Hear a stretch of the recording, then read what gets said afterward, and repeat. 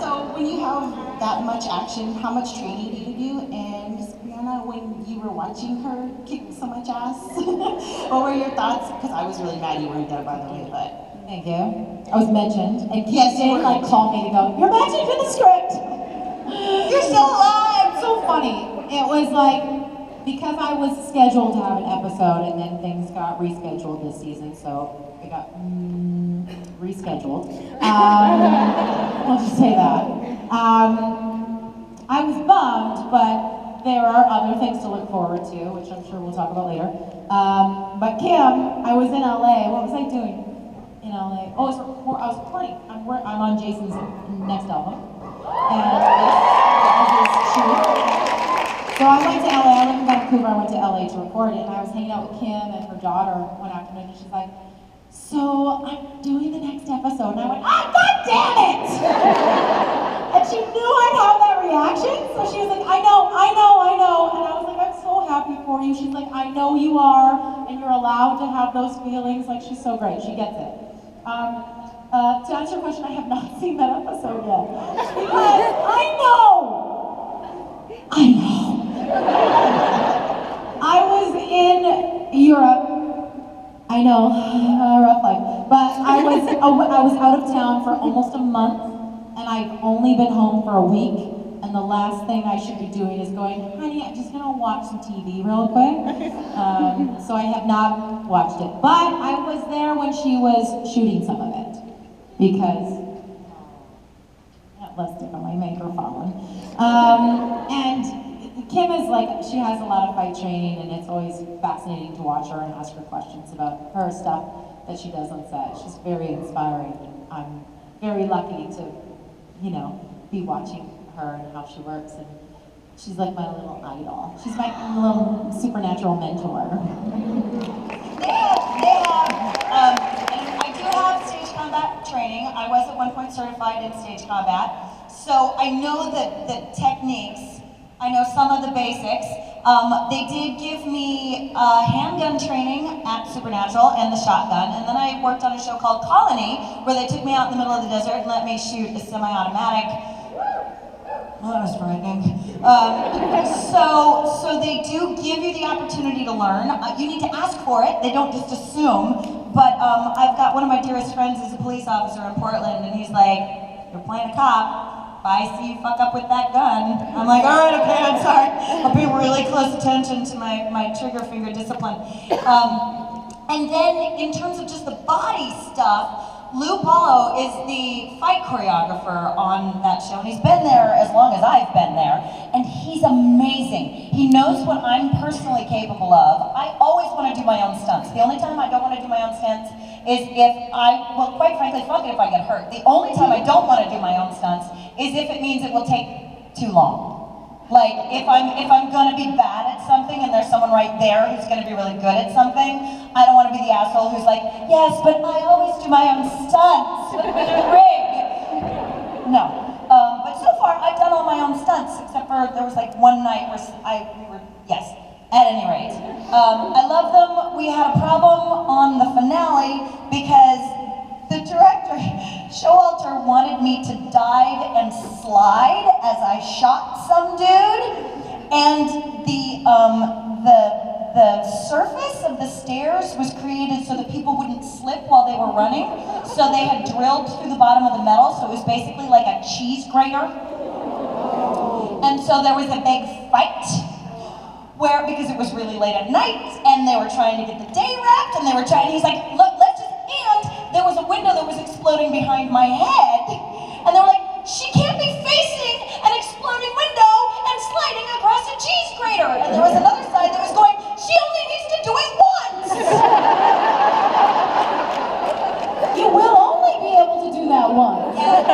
So hopefully we found a decent compromise where I kept my eyes and my skin. Thank you. Thank you.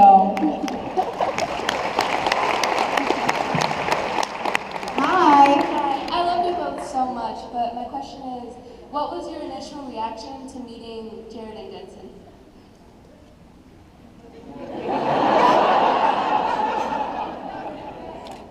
Like, like, like the PG version, or?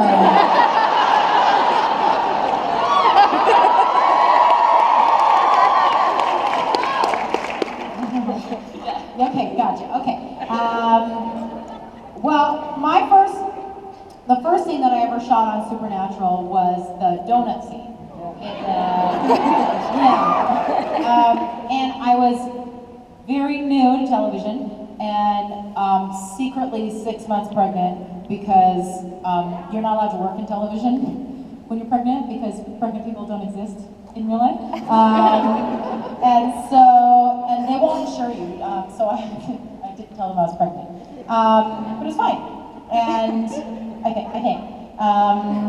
So I was just not wanting to fuck up and not wanting to get in trouble. So my first thoughts were, don't fuck up, don't get in trouble. Who are these extremely handsome gentlemen? Because I didn't know the show that well. I knew that they were the stars of the show, but they weren't only like handsome, but they were like,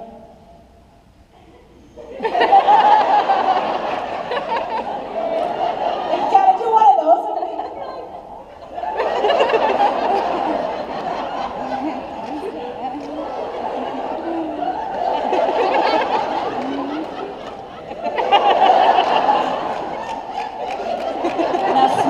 Now smell them, Brianna. Just smell them.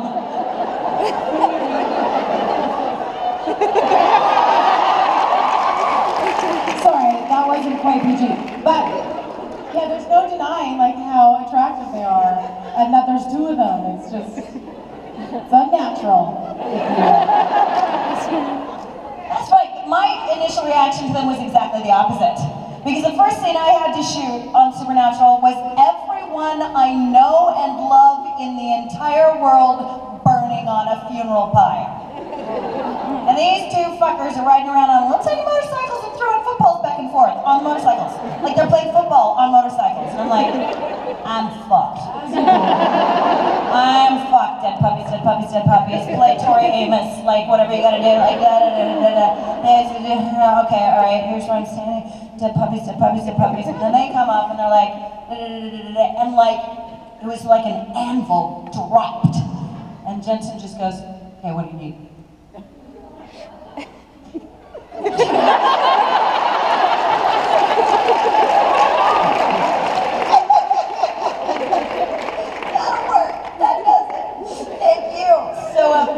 So my initial response was like, I gotta work with boys. And then I met the men they are. And now I love seeing them as boys because they bounce back and forth so seamlessly, and I love both aspects of them. Okay. Thank you. Hello. Hi. Brianna, my question is for you. I love you so much. So happy. Oh, she left. Can you bring me a Kit Kat? I'm already doing that. I knew it. Hi. So in a lot of your pictures recently, you've had a septum piercing. Yes. I'm assuming it's fake, but would you ever? Did you hear her? She said that she assumes my septum piercing's fake. Why do you assume that? Because I can't see it. That is an incorrect assumption. If you saw how infected it was a month ago, you would know it's not fake. Okay, well, That's okay. Lots of people have fake ones. This one's not fake. okay, well, that kind of eliminates my question because I was going to ask if it was fake, if you were going to actually get it pierced, but I want to tell you that Totally did. you look really good with it. Thanks! I think that, thank you. You're welcome. Hold on, can you hold my phone? Yeah. Garbage. Go. Okay, I had this conversation earlier today. I like the way the septum piercings look, but I can't do facial piercings because of my job. And it was at a convention a while ago, 6 months ago maybe, that a girl I was signing autographs for had a septum piercing. I was like, fuck, that looks dope, man. I'm like, I can't get one because I can't wear it for work. She's like, you just flip it up. It was normal ones that you can flip up inside your nose. I was like, oh. So I was like, I wonder if this is gonna look good. You know what? It doesn't look good, I'll take it out. Who cares? So I got it, and I love it. I don't know how long I'll keep it for, but I love it. Same with the tattoos. At some point in my mid-30s, I just was like, I'm fucking sick of looking the way everybody thinks I need to look. Yeah, I was like, for so long in this industry, we're told you need to dress a certain way. If you're in your 20s and you're blonde, you need to look a certain way. You certainly need to weigh a certain amount. You can't have any piercings, you can't have any tattoos. And I was just like, oh, eat me! I don't care! I do care. I do enjoy looking a certain way, but I don't care what other people think anymore. Yeah. And that's the story. And I got Kim Rhodes piercing when we were in Germany. Did you guys see that video on Twitter? Did you see her? She didn't even flinch. The coolest thing I've ever seen. She just stood there. Oh, that's it? You really did a nice job. And Really it's did. healing very well. It's very hard to get curvature to heal. Did it get a little sore? No. Oh, wow. It was, I will tell you this, don't ever get a piercing in your ear moments before you're about to hug a bunch of people for photo ops. That was poorly planned on my part. I was like, Briana, we have to switch sides. She's like, why are we switching sides? I'm like, stop. Thank you for your septum piercing question. I would let you come up here and wiggle it, but now you sat down. She's like, I don't want to touch that shit. Literally just jewelry and boogers. Briana, don't go down that road. Don't let people start touching your piercings. That's true. I'm just like as an older, wiser mentor, I'm going to take this moment to say, don't offer people to play with your piercings. Gotcha. Thank you. Namaste. Okay, there we go. Hi. Hi. Originally, I wanted to ask if you want to choose a love quote I had, but they said that I can't do that. So, is there a quote you guys live by? I have a couple of them. My most recent one is, darling, don't let them tame you. Because Kim and I have had so many conversations about this, about the way women should be. The way ladies should be. Exactly. Suck my dick. Sorry, I know there's some youngsters here. My point is that we're allowed to be whatever we want to be. You can be as quiet as you want to be, you can be as loud as you want to be, you can be small, you can take up space. Nobody else is supposed to tell you what to do. So if you want to be wild, I choose to be wild, be fucking wild. You do. I think mine vary, but the one that comes to me right now is, we are all broken, the cracks let the light in. Thank you. That and fuck the man! My question is for Kim. Sorry. Are you? Okay. Was there a big difference filming with Disney and filming with the CW? Was there like other than the fact that Jared and Jensen are man-childs, and but is like filming wise, is that like They're two completely different styles. The sitcom is a stage, it's a set, and they have 3 cameras set up that all run simultaneously. So they get different pictures, so you're acting, but you're it's a little more like theater, and we have a live audience. And then the director goes in and cuts between the cameras. So you only do it a few times, and then it all happens simultaneously. What's weird about single camera, which is what most movies and anything that looks a little more lifelike, there's only one camera. So I'll be having a conversation with Briana, and the camera will be here shooting her, and then we'll turn it completely around and change the lighting and change it, and then it'll be me. So it looks like we're talking to each other, but we're very rarely actually talking to each other at the same time in anything that you do. And that was weird for me to get my head around. There's a lot of just technical differences that are really boring. If what you were asking about was the politics, That's a whole other panel.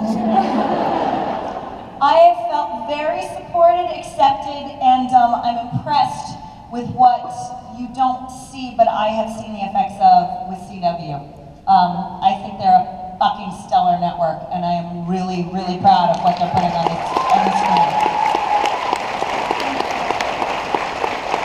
Yeah, man. Thank you. Thank you. Wow, we have 5. What? I know. All right, I'll talk really fast. Hi guys. Hi. Well, first of all, you guys have great hugs. Because we like 'em. Going back to your badass part, like you guys are total badasses, but your characters don't necessarily start off as badasses, and I think that transformation is great, and I think you guys do such a great job of bringing those characters like aspects. So there's that. And my question, sorry, for Kim, because in my heart and soul, Okay, answer you me. will always be Carrie Martin. And so my question is, how would you relate Jody and Carrie? Do you think she and her boys would be good hunters? Oh God, no. I mean, they like dealt with that ghost. Poorly, very, very poorly. No, they would be zombie fodder. All fucking 3 of them. They'd be dead. There is, yeah, no. Cole. Strange relief yeah. in saying that and saying, Yeah, nope, I'd be dead. No, they died. Carrie would go first, then the boys would live for a little while longer, and then because he wouldn't follow directions, Zach would go, and then Cody would think he was going to live because he would have found the solution to solve the problem, and right when he was about to enact it, he would get concerned about a spot on his sweater, and the zombies would eat it. Then Brianna, how do you feel you would go in their little family role if you were back there with like Carrie and the boys? I would want to know why the fuck she doesn't have her own bedroom. That's really my concern. That poor woman was sleeping on a sofa for 3 years! This is on Zach and Cody? Yeah, I think so. She slept on a sofa? Yes! Why? Because it's Disney. She was a single mother, and God knows she was never going to have sex again. So we just make that super clear. Moms don't have sex, Kim. Yeah. No, she's like, I think also because they didn't want to invest in a set they'd never use. Right. I'll let her sleep on the sofa. Hi. Hello. This is my first con, and I have anxiety. Yay! I mean, not for the anxiety. Welcome to the first con. I suck at asking questions, so please bear with me. Okay. I too have had body image issues, and it's a really kind of sad point in my life right now. Not for me personally, but for people around me. And I just want to know, I was curious, how it feels portraying 2 strong, beautiful women who have also had breaking points in their lives, whether, even though one was harsher than the other. Okay, I'm not gonna lie to you.